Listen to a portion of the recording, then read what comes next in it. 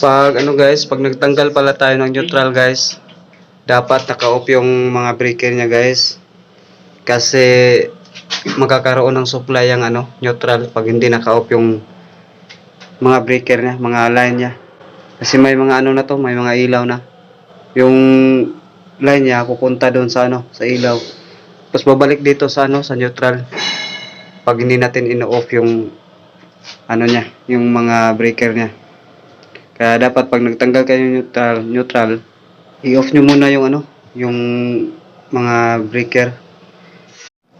Pag nagtanggal pala tayo ng neutral guys, dapat naka-off yung mga breaker niya guys.